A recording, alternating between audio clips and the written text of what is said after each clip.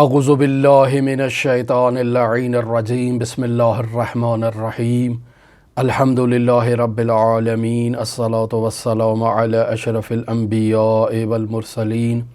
وعلی آلہ الطیبین الطاہرین المعصومین الذین اذہب اللہ عنہم الرجس وطہرہم تطہیرا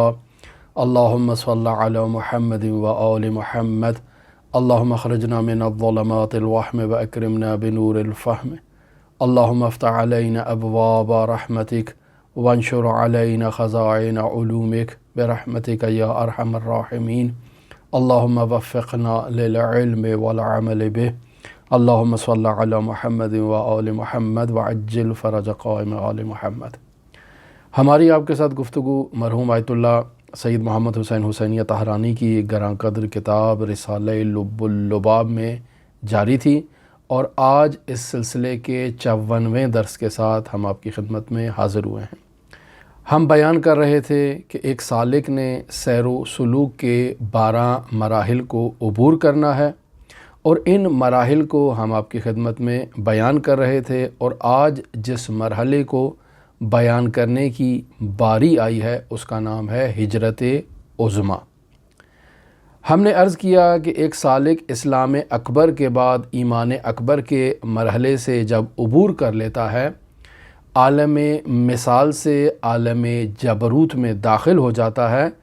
تو اس کا ہرگز یہ مطلب نہیں ہے کہ اب یہ سالک مقام مخلصین پر پہنچ چکا ہے۔ ایسا ہرگز نہیں ہے۔ کیوں؟ چونکہ ابھی اس سالک سے انانیت کے جو آثار ہیں وہ ختم نہیں ہوئے ہیں، ابھی اس میں باقی ہیں۔ ابھی یہ سالک مکمل طور پر پاکیزہ نہیں ہوا۔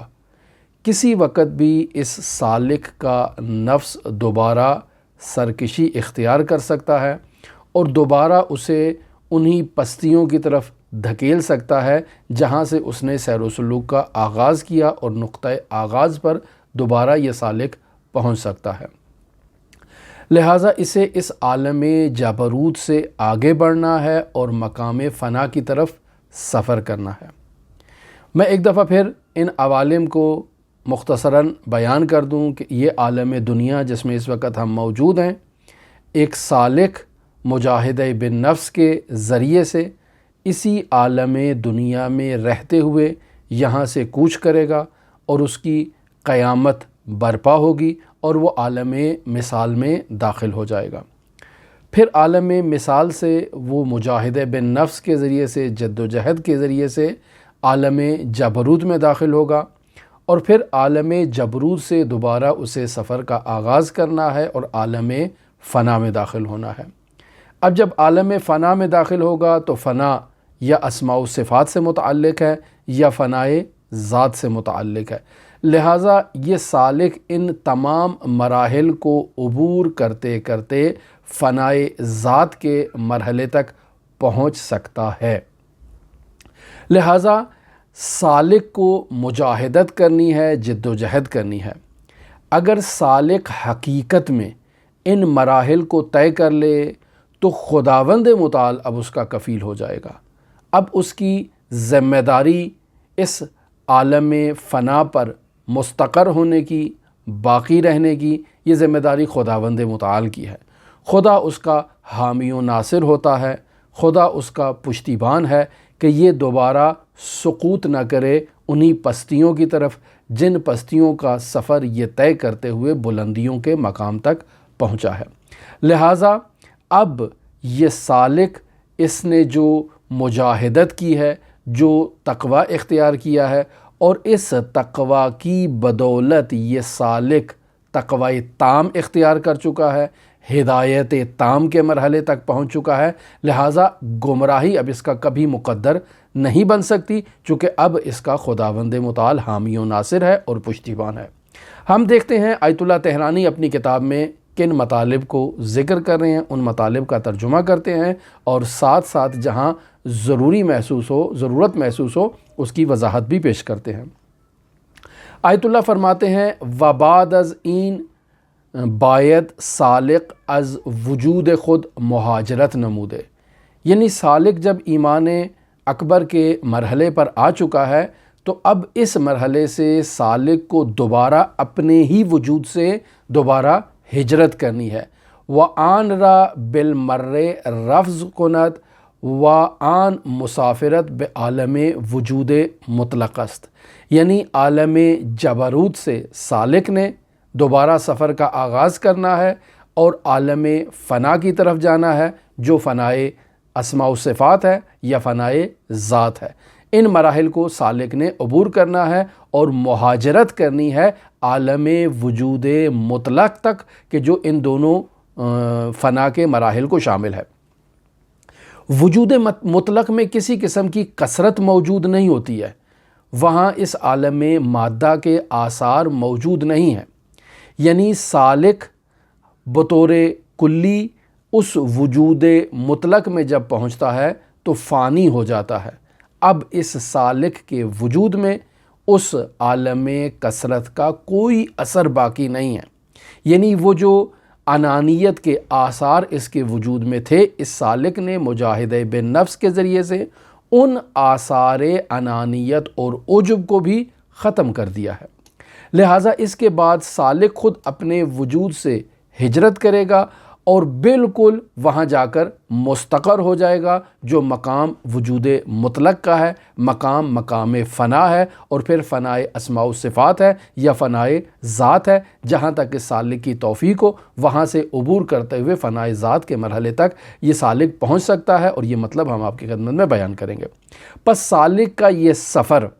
اسے اپنے وجود سے وجود مطلق کی طرف عبور کرنا ہے اور طے کرنا ہے۔ پھر آیت اللہ تہرانی فرماتے ہیں وبئین مرحلے ناظر است گفتار بعضی از بزرگان، یعنی ہمارے بعض بزرگان کا ایک قول یہاں نقل کر رہے ہیں جس میں وہ فرماتے ہیں دع نفسک و تعال، یعنی اپنے نفس کو اور خود کو رہا کرو، ترک کرو اور بلندیوں کی طرف آؤ، یعنی فانی ہو جاؤ۔ تو آیت اللہ فرما رہے ہیں این مرحلے ناظر است، یعنی یہ جو ہم نے آپ کو بیان کیا کہ عالم جبروت سے اس سالک نے ہجرت کرنی ہے اور عالم فنا کی طرف جانا ہے۔ عالم فنا وہی وجود مطلق ہے کہ جس میں فنائے اسماء و صفات بھی ہے اور فنائے ذات بھی پائی جاتی ہے۔ اس مرحلے تک اس سالک نے سفر کرنا ہے، جسے ہمارے علماء کا یہ قول بھی اسی مطلب کی طرف اشارہ ہے، جس میں وہ کہتے ہیں دع نفسک، اپنے نفس کو رہا کرو، وتعال، اور اوپر کی طرف آؤ۔ پھر فرماتے ہیں ونیز بین مرحلے اشارے بین مرحلے قولہ تعالی، یعنی اللہ تبارک و تعالی اسی ہجرت عظمیٰ کے بارے میں ارشاد فرما رہا ہے، یعنی خداوند متعال بھی ہمیں اس مطلب کی طرف اشارہ کر رہا ہے کہ اے مومن،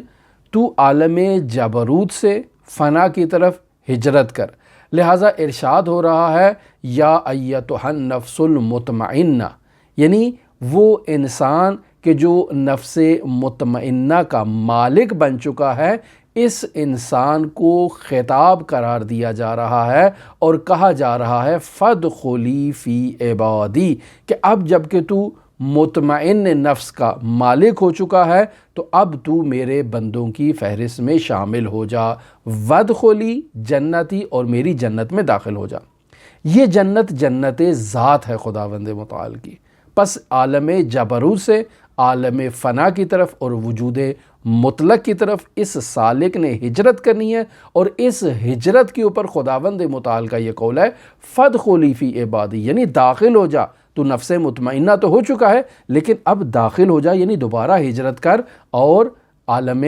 وجود مطلق کی طرف آگے بڑھ اور وادخلی جنتی، اور میری جنت میں داخل ہو جا۔ سوال یہ پیدا ہوتا ہے کہ ایک سالک نفس مطمئنہ کا مالک کیسے بنتا ہے؟ تو اس کے لیے ایک سالک کو دائماً خداوند متعال کا ذاکر ہونا چاہیے۔ ہم پہلے بھی اپنی گفتگو میں بارہا اس مطلب کی طرف اشارہ کر چکے ہیں کہ ایک دفعہ ذکر لسانی ہے اور ایک دفعہ ذکر عملی ہے، یعنی انسان زبان سے لا الہ الا انت سبحانک انی کنت من الظالمین کا ورد کرتا ہے، لا الہ الا اللہ کا ورد کرتا ہے، درود شریف کا ورد کرتا ہے۔ یہ جو بھی اذکار ایک سالک زبان سے انجام دیتا ہے یہ اذکار لسانی ہیں، لیکن جو ذکر لسانی نہیں ہے، ذکر حقیقی ہے، جو انسان کے وجود میں اطمینان قلب لے کر آتا ہے، جو حقیقت ذکر ہے وہ توجہ ہے۔ ایک ذاکر ہمیشہ متوجہ ہو اس مذکور کی طرف، اس ذات کی طرف جس کا وہ ذکر انجام دے رہا ہے، اور کبھی بھی اس ذکر سے خالی نہ ہو اور غافل نہ ہو۔ ہم زبان سے لا الہ الا اللہ، لا الہ الا اللہ کا ذکر تو کر سکتے ہیں،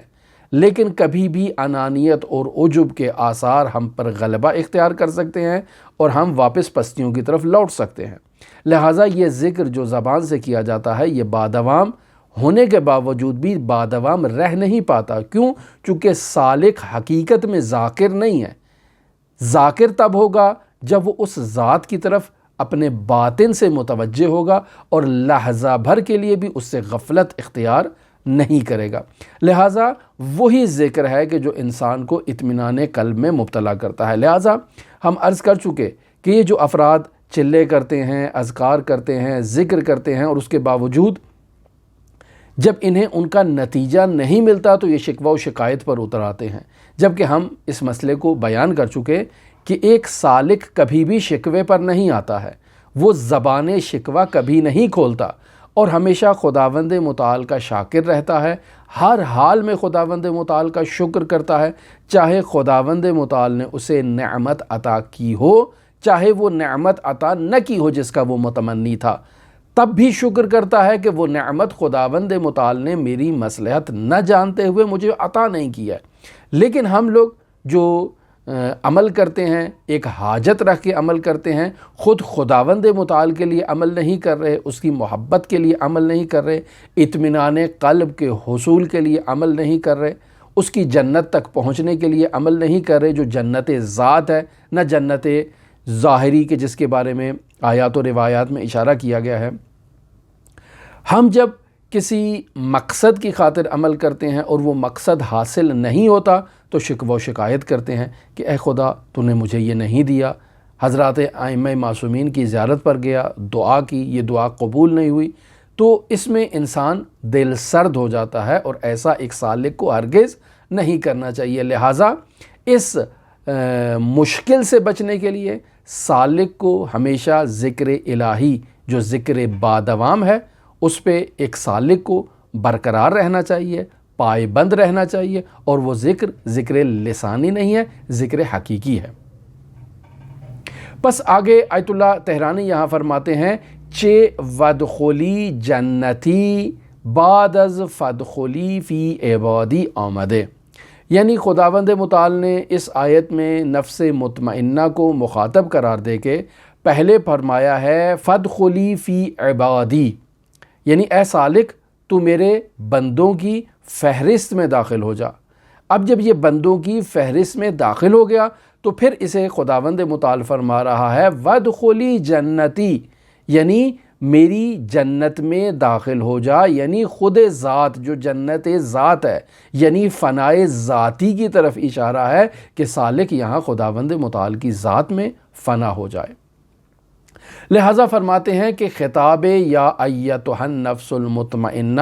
خطاب بنفس است، یعنی سالک کے نفس کو مخاطب قرار دیا جا رہا ہے اور اسے کہا جا رہا ہے کہ جب تو جہاد اکبر کے مرحلے سے فارغ ہو جائے کہ از جہاد اکبر فارغ و بے عالم فتح و ظفر کے مقر اطمینان است داخل شدہ است، کہ سالک جو نفس مطمئنہ کا مالک ہو چکا ہے، اس سالک کو مخاطب قرار دے کے خداوند متعال فرما رہا ہے کہ جب تو نے جہاد اکبر کر لیا اور اس جہاد اکبر میں تو نے کامیابی حاصل کر لی، اور اس کامیابی کے نتیجے میں اب تو نفس مطمئنہ کا مالک ہے، تو آجا میرے عباد کی فہرست میں داخل ہو جا، یعنی تو میرا عبد خالص ہو جا۔ اب عبد خالص بننے کے بعد تو داخل ہو جا میری جنت میں، یعنی مقام ذات میں آ کر تو فنا ہو جا۔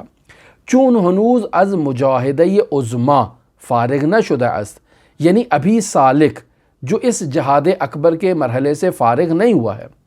اور عالم جبروت میں داخل ہو چکا ہے، انانیت سے اور عجب سے اپنے وجود کو پاکیزہ کر رہا ہے، لیکن وہ آثار وجودی او باقی است، یعنی اس عجب کے اور اس انانیت کے آثار ابھی اس سالک کے وجود میں باقی ہیں۔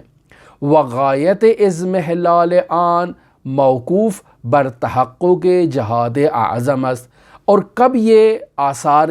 انانیت و عجب اس سالک کے وجود سے ختم ہوں گے؟ جب یہ سالک جو ہے یہ باقاعدہ جہاد اعظم کے مرحلے میں کامیاب ہو جائے گا۔ پس جب یہ سالک اس مرحلے میں وجود مطلق کے مرحلے تک فائز ہو جائے، اس کے وجود سے تمام انانیت کے اور عجب کے آثار ختم ہو جائیں، تو اب یہ سالک جو ہے وہ اس کے اندر سے جو ہے یہ آثار ختم ہو گئے، چونکہ اب یہ اس جہاد اکبر کے مرحلے میں کامیابی اس کا مقدر بن چکی ہے اور یہ کامیاب ہو چکا ہے۔ لہٰذا فرماتے ہیں لذا ہنوز از تحت تسلط و قہر خارج نہ شدے، لیکن چونکہ ابھی سالک کے وجود میں انانیت اور عجب کے آثار باقی ہیں، لہٰذا ابھی یہ فی جنتی میں داخل ہونے کا اہل نہیں ہوا ہے۔ ابھی فدخلی فی عبادی کا مرحلہ ہے نفس مطمئنہ بننے کے بعد۔ از تحت تسلط و قہر خارج نہ شدے، ابھی یہ سالک جو ہے یہ اسماء و صفات کے مرحلے میں موجود ہے، اور اسماء و صفات کے مرحلے کے بعد یہ اسماء جو ہے وہ فنائے ذاتی کے مرحلے تک پہنچے گا، لیکن چونکہ ابھی پہلے والے مرحلے میں موجود ہے، لہٰذا اسے کہا جا رہا ہے فدخلی فی عبادی، کہ تو نفس مطمئنہ کا مالک تو ہو چکا ہے، لیکن ابھی تو جنت ذات میں داخل نہیں ہو سکتا ہے، تو جنت اسماء و صفات میں داخل ہو اور وہاں آ کر جہاد اکبر کو کمپلیٹ کر اور پھر ہجرت عظمیٰ اختیار کر اور فدخلی فی جنتی یعنی جنت ذات میں داخل ہو جا۔ لہٰذا آیت اللہ طہرانی فرماتے ہیں کہ در مزمار ملیق و مقتدر کہ دو اس میں عظیم خداوند اس جائی دارد، یعنی ابھی اس سالک نے جو اسماء و صفات کے مرحلے سے عبور کر رہا ہے اور ابھی جو ہے وہ ذات میں داخل نہیں ہوا، یعنی فی جنتی میں داخل نہیں ہوا ہے، تو ابھی یہ دو اسم اعظم کے مرحلے پر موجود ہے، جسے خداوند متعال سورہ قمر کی آیت نمبر 55 میں ارشاد فرما رہا ہے فی مقعد صدق عند ملیق مقتدر۔ پس ملیق اور مقتدر دو خداوند متعال کے اسما ہیں جن کا تعلق عالم اسماء و صفات سے ہے، جہاں اس سالک نے فنا حاصل کرنی ہے، یعنی فنائے اسماء و صفات اختیار کرنی ہے، اور اس کے بعد اس سالک نے اگلے مرحلے میں داخل ہونا ہے۔ یعنی انسان سالک جو ہے وہ صاحب اقتدار ہو جائے اور پادشاہ یا بادشاہ بن جائے اور ایک ایسے بلند مرحلے پر پہنچ جائے، یہ سالک کا ابھی مرحلہ اس کے لیے باقی ہے۔ لہٰذا آیت اللہ طہرانی کی عبارت کی طرف توجہ دیں تو فرما رہے ہیں پس از این مرحلے، یعنی سالک جب اس مرحلے سے بھی گزر جائے گا تو باید سالک بآثار ضعیف وجود خود در مجادلے برآمدے، تو اب سالک کے وجود میں جو کمزور سے آثار باقی ہیں ان سے جدال کرے گا، و بقایۂ آن را کہ خود را مخفی داشتے، یعنی عجب اور انانیت کے وہ آثار جو اس کے وجود کے کونے خدروں میں کہیں نہ کہیں چھپے ہوئے ہیں، ان سے کیا کرے گا؟ یہ جہاد اکبر کرے گا۔ بالمر نابود و ریش کن سازد، یہ سالک کی ذمہ داری ہے کہ ان آثار عجب اور انانیت کو یہ جڑ سے کھینچ کے ختم کرے، تب بے تواند در بساط توحید مطلق قدم گزارد۔ جب یہ بالکل ختم کر دے گا تو اسماء و صفات کا مرحلہ اس کا کمپلیٹ ہو جائے گا، اب یہ جنت ذات میں داخل ہو سکتا ہے، لہٰذا فدخلی فی جنتی اس کا مقدر بنے گا۔ مزید آیت اللہ طہرانی فرماتے ہیں این عالم فتح و ظفر است، یعنی جب اس نے مکمل طور پر اپنے وجود سے انانیت اور عجب کی جڑوں کو بھی ختم کر دیا تو اب یہ ایک ایسے عالم میں پہنچ چکا ہے جو کامیابی کا عالم ہے، یعنی عالم فتح و ظفر یعنی کامیابی کا عالم ہے۔ و بے ودین وسیلے عالم دوازدہ گانے طی شدے، اب جب سالک نے یہ جہاد اکبر بھی کر لیا تو اب سالک نے تمام کے تمام 12 مراحل کو گویا کہ عبور کر لیا ہے، اور سالک اب مقام مخلصین پر پہنچ چکا ہے، درست ہے۔ لہٰذا فرماتے ہیں و این عالم فتح و ظفر است و بدین وسیلے عوالم دوازدہ گانے طی شدے، یعنی 12 عوالم اس سالک نے طے کر لی ہیں۔ وچنین کسی از ہجرت عظما و جہاد اعظم گزشتے و فاتح و مظفر شدے، یعنی اس سالک نے ہجرت عظما بھی کر لی ہے اور جہاد اعظم کے مرحلے کو بھی عبور کر لیا ہے، اور اب مکمل طور پر فاتح ہو چکا ہے، مظفر ہو چکا ہے اور وارد عالم خلوص خواہد شد، یعنی اب یہ سالک جو ہے یہ عالم خلوص میں داخل ہو چکا ہے، اور اسے کہا جا سکتا ہے کہ یہ مخلصین کا مصداق ہے۔ وَدَر مزمار اِنَّا لِلَّهِ وَإِنَّا إِلَيْهِ راجعون وارد شدے، یعنی اب جب سالک مقام مخلصین پر پہنچ چکا ہے، عالم خلوص میں داخل ہو چکا ہے، تو اب یہ اس مرحلے میں آ چکا ہے کہ اب کہا جائے گا اس کے لیے اِنَّا لِلَّهِ وَإِنَّا إِلَيْهِ راجعون، یعنی اس کے لیے اب دو مرحلے ہیں۔ اب یہ حقیقت میں رجوع کر رہا ہے، اِنَّا لِلَّهِ ہم اللہ کے لیے ہیں، وَإِنَّا إِلَيْهِ راجعون اور ہماری بازگشت بھی اسی کی طرف ہے۔ پس یہ سالک حقیقت میں رجوع کر رہا ہے، یعنی سالک حقیقت میں اگر رجوع نہیں کرے گا، یعنی ہم اگر اسی دنیا میں موجود رہیں گے اور اس دنیا کے آثار ہی میں غرق رہیں گے، تب بھی ہمارے لیے اِنَّا لِلَّهِ وَإِنَّا إِلَيْهِ راجعون کا مرحلہ آئے گا، اور وہ مرحلہ یہی ہے کہ ہمارے وجود سے جو ہے وہ قبض روح کر لی جائے گی اور ہم عالم مثال میں داخل ہو جائیں گے، یعنی ہمارے لیے قیامت آفاقیہ کا مرحلہ آ جائے گا۔ ہم نے خود سے مجاہدت نہیں کی ہے، خود سے ان مراحل کو طے نہیں کیا ہے، لہٰذا اگر موت کا وقت نہ آئے تو نفخ صور کا مرحلہ آ جائے گا کہ وہ صور پھونکا جائے گا، اور تمام افراد جو ہیں جو من فی السماوات والارض ہوں گے وہ سب کے سب جو ہے وہ اس مرحلے کے طعم کو اور ذائقے کو چکھیں گے، اور ان کے لیے اِنَّا لِلَّهِ وَإِنَّا إِلَيْهِ راجعون کا مرحلہ آئے گا۔ منتہا فرق کیا ہے؟ وہ شخص کہ جس کے لیے صور پھونکا جائے گا یا جس کی روح قبض کی جائے گی اور وہ اس دنیا سے رخصت ہوگا عالم مثال کے اوپر، جس نے مجاہدہ بن نفس نہیں کیا، وہ قیامت کے مرحلے میں اس عالم میں جا کر خداوند متعال کے اسماء جلال سے روبرو ہوگا۔ لیکن وہ سالک جس نے اس دنیا میں مجاہدہ بن نفس کیا ہے، جو اس دنیا میں عالم دنیا سے عالم مثال میں اور عالم مثال سے عالم جبروت میں، عالم جبروت سے عالم فنا میں داخل ہوا ہے، اور ہر مرحلے میں اِنَّا لِلَّهِ وَإِنَّا إِلَيْهِ راجعون کا مرحلہ یہ عبور کر رہا ہے، تو یہ جس مرحلے سے عبور کرے گا تو آگے جس مرحلے میں جائے گا وہاں خداوند متعال کے جو اسماء جمال ہیں ان سے یہ سالک جو ہے وہ روبرو ہوگا، اور اسے اسماء جلال کا سامنا نہیں کرنا پڑے گا۔ لہٰذا آیت اللہ طہرانی فرماتے ہیں کہ یہ سالک جو ہے وہ قیامت عظماء انفسی برعو قائم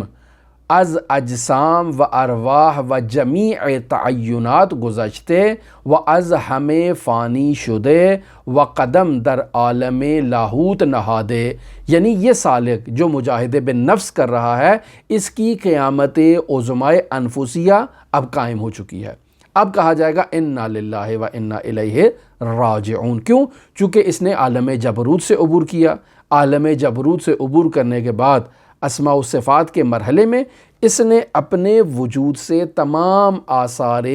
عجب کو اور آثار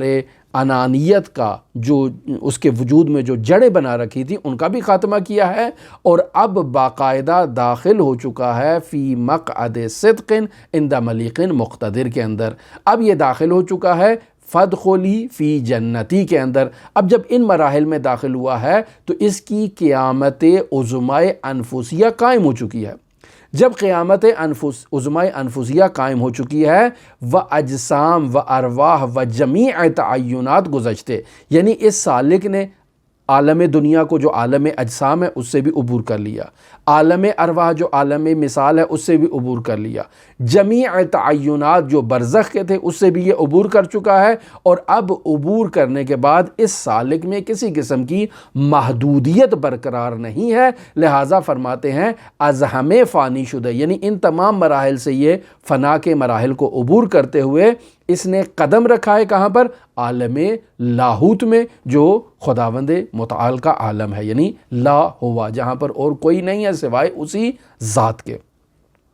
پھر آیت اللہ طہرانی فرماتے ہیں وَأَز تحت کل نفس ذائقۃ الموت بیرون میرود۔ اب یہ اس کے لیے نہیں ہے یہ آیت کہ جو سورہ آل عمران میں 185 نمبر آیت ہے جس میں خداوند متعال فرما رہا ہے کہ ہر نفس نے موت کا ذائقہ چکھنا ہے۔ یہ کس نفس کے لیے ہے؟ یہ اس نفس کے لیے ہے کہ جو اس دنیا میں موجود ہے، مجاہدہ بن نفس نہیں کر رہا ہے، اور اس کے لیے قیامت آفاقیہ رونما ہوگی اور یہ موت کا ذائقہ چکھے گا اور اس عالم دنیا سے عبور کرے گا عالم مثال میں۔ پھر کل نفس ذائقۃ الموت، تو عالم مثال سے عالم جبروت کی طرف اس نے حرکت کرنی ہے، لیکن وہاں اسے لے جایا جائے گا اور آگے جس چیز سے روبرو ہوگا وہ خداوند متعال کے اسماء جلال ہوں گے۔ لیکن یہ سالک جو خود سے مجاہدہ بن نفس کر رہا ہے، جو خود سے جہاد اکبر کے مراحل کو طے کر رہا ہے، جو خود سے ہجرت عظمیٰ کے مراحل کو طے کر رہا ہے، اب یہ کل نفس ذائقۃ الموت کے مرحلے سے عبور کر چکا ہے اور اس کی انا للہ و انا الیہ راجعون ہو چکی ہے، اور یہ تمام جو اجسام و ارواح ہو، جو محدودیت کے تمام عوالم ہیں، ان سے عبور کر کے یہ ایک ایسے مرحلے میں داخل ہو چکا ہے کہ جو عالم لاہوت ہے۔ لہٰذا اب یہ سالک جو ہے یہ موت اختیاری کا مالک ہو چکا ہے، یعنی اس دنیا میں اسے یہ اختیار ہے کہ یہ خود سے جب چاہے اپنی موت کو اختیار کر سکتا ہے اور جب چاہے یہ اس عالم دنیا میں واپس لوٹ سکتا ہے، جسے موت ارادی بھی کہا جاتا ہے کہ یہ ارادہ کرے تو موت اس کے سامنے ہوگی۔ لہٰذا فرماتے ہیں آیت اللہ طہرانی کہ چنین شخصی بے موت ارادی میت خواہد بود، یعنی ایسا شخص اپنے ارادے سے، اپنے اختیار سے، اپنی خواہش سے، اپنے میل اور رغبت سے خود موت ارادی، یعنی اس نے خود ارادہ کیا اور موت کو اختیار کر لیا ہے اور اس مرحلے پر یہ فائز ہو چکا ہے۔ لہٰذا حضرت رسول خدا صلی اللہ علیہ وآلہ وسلم فرمودین، یعنی رسول خدا کا ایک فرمان نقل کر رہے ہیں کہ من اراد ان ینظر الی میت یمشی فلینظر الی علی بن ابی طالب، یعنی جو شخص یہ ارادہ کرتا ہے، جس نے یہ ارادہ کیا ہے کہ وہ ایسی میت کو دیکھے جو یمشی، جو قدم اٹھا رہی ہے، جو چل رہی ہے، یعنی عالم نفس سے عوالم کو طے کر رہی ہے، اس عالم مادہ سے عالم مثال، عالم مثال سے عالم ملکوت، عالم ملکوت سے عالم جو ہے وہ جبروت اور پھر لاہوت اور آگے کے مراحل کو جو طے کر رہی ہے، اگر ایسی میت کو دیکھنا چاہتا ہے جو مشی کر رہی ہے فَلْيَنْظُرْ إِلَىٰ عَلِيِّ بْنِ أَبِي طالب، تو آپ علی ابن ابی طالب کو مشاہدہ کریں اور ان کی طرف دیکھیں۔ یہ حدیث میں پہلے بھی آپ کی خدمت میں نقل کر چکا ہوں اور وہاں بھی اس مطلب کو میں بیان کر چکا ہوں، لیکن آیت اللہ طہرانی کی عبارت کو بیان کرنے کے بعد میں اس کے بارے میں جو ہے وہ وضاحت دینا ضروری سمجھتا ہوں، اور وہ وضاحت یہ ہے کہ اگر ہم دیکھیں تو یہ روایت 10ویں صدی ہجری سے ہمارے شیعہ منابع میں یا شیعہ کتب میں وارد ہوئی ہے، اس سے پہلے یہ حدیث موجود نہیں تھی۔ البتہ اگر اہل سنت کے منابع روائی کو دیکھیں تو وہاں یہ حدیث ملتی ہے، لیکن اس کا ذیل مطلب جو ہے وہ اس طرح سے نہیں ہے، یعنی وہاں ملتا ہے من اراد ان ینظر الی میت یمشی فلینظر الی ابن ابی قحافہ، یعنی اگر کوئی ایسی میت کو دیکھنا چاہتا ہے جو زمین پر چل رہی ہے تو ابن ابی قحافہ کو جو پہلے خلیفہ ہیں ان کی طرف کیا ہے دیکھا جائے۔ لیکن یہ ہمارے منابع میں امیر المومنین کے عنوان سے بیان ہوئی ہے، لہٰذا ہمارے بعض علماء جو ہیں وہ اس حدیث کو نادرست قرار دیتے ہیں۔ لیکن یہاں میں ایک مطلب آپ کی خدمت میں بیان کرتا چلوں جو کہ ہماری بحث سے مربوط نہیں ہے، لیکن چونکہ حدیث آ گئی ہے تو اس کا تذکرہ کر دینا بھی مناسب اور ضروری سمجھتا ہوں کہ تاریخ اسلام میں ایک حکم دیا گیا، آپ تاریخی کتابوں کی طرف رجوع کریں تو وہاں آپ کو ایسے مطالب مل جائیں گے کہ ہر وہ مطلب جو حضرت سید الاوصیاء امیر المؤمنین علی ابن ابی طالب علیہ آلاف و تحیت و ثنا کی فضیلت سے متعلق ہو تو حکم یہ ہوا کہ اس فضیلت کو موڑ دیا جائے دوسرے افراد کی طرف۔ لہٰذا امیر المؤمنین علی ابن ابی طالب علیہ آلاف و تحیت و ثنا کے فضائل کو چھینا گیا، ختم کیا گیا۔ متعدد احادیث آپ ایسی تلاش کر سکتے ہیں جو منابع میں موجود ہیں۔ مثلا ایک حدیث میں حضرت سید الاوصیاء فرماتے ہیں کہ انا صدیق الاکبر و انا فاروق الاعظم، تو آپ دیکھیں تو یہ صدیق اکبر اور فاروق اعظم کے القاب دوسرے افراد کو دیے گئے، یا اس کے علاوہ بہت سارے القاب ہیں۔ تو ایک تاریخی حکم کے تحت باقاعدہ ایسا کیا گیا، اور محدثین سے کہا گیا، اصحاب سے کہا گیا کہ علی ابن ابی طالب علیہ الاف و تحیت و ثنا کے فضائل کا رخ پھیرا جائے۔ لہٰذا ہمارے ایک جلیل القدر عالم دین ہیں جن کا نام ہے سید ابن طاؤس۔ اس جلیل القدر عالم دین کا رجال میں مبنا یہ تھا کہ جہاں کہیں بھی آپ ایسی کوئی روایت دیکھیں جو فضیلت پر مشتمل ہو، ایسی فضیلت پر کہ جس شخص سے متعلق وہ نقل کی جا رہی ہے وہ اس فضیلت کا حامل نہیں ہے، اس فضیلت کا مالک نہیں ہے، تو آپ اس فضیلت کو موڑ دیں اس کے اصلی مالک کی طرف، چونکہ یہ تاریخ میں ایک ظلم ہوا ہے علی ابن ابی طالب کے اوپر۔ لہٰذا اس مطلب کو آپ رسول خدا صلی اللہ علیہ وآلہ وسلم سے نقل کر کے امیر المومنین کی طرف نسبت دے سکتے ہیں۔ لہٰذا اسی مبنا کے تحت وہ حدیث جو منابع میں وارد ہوئی کہ من اراد ان ینظر الی میت یمشی فلینظر الی ابن قحافہ، یہ حدیث اسی مبنا کے تحت تبدیل کی گئی اور آئی فلینظر الی علی ابن ابی طالب۔ کیوں؟ چونکہ یہ وہ مراحل ہیں، یہ وہ بلند مقامات ہیں کہ جن مقامات پر حضرت سید الاوصیاء امیر المؤمنین علی ابن ابی طالب علیہ الاف و تحیت و ثنا بطور اتم، ان کے جانشین اور ان کے اوصیاء بطور اتم، اور خاص سچے خلص شیعہ مؤمنین ان کے نقش قدم پر چلتے ہوئے ان مقامات پر پہنچے ہیں۔ لہٰذا وہ افراد کہ جنہوں نے ان مقامات کو درک ہی نہیں کیا، جنہوں نے روح اسلام کو اس انداز میں درک نہیں کیا، وہ کیسے ان مقامات کے حامل ہو سکتے ہیں؟ لہٰذا اس مبنی رجالی کے تحت یہ حدیث اس طرف منتقل کی گئی ہے۔ پھر کہتے ہیں کہ آپ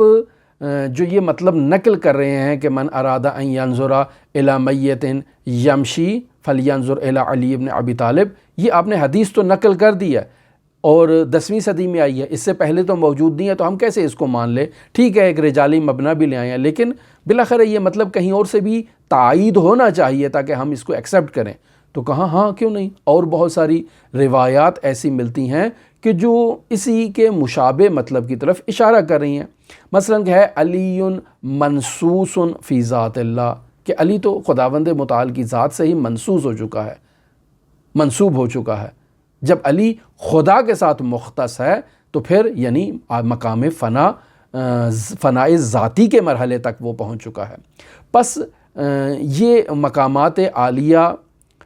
رسول خدا صلی اللہ علیہ وآلہ وسلم کی امت کے ساتھ مخصوص ہیں، اور امت میں بھی ان افراد کے ساتھ مخصوص ہیں کہ جو رسول خدا صلی اللہ علیہ وآلہ وسلم اور ان کے حقیقی جانشینوں کے پیروکار ہیں۔ دوسرے افراد اگر کسی دوسرے خط و مشی کے قائل ہوں تو وہ ان مقامات تک نہیں پہنچ سکتے۔ پس سالک اس دنیا میں موجود ہے،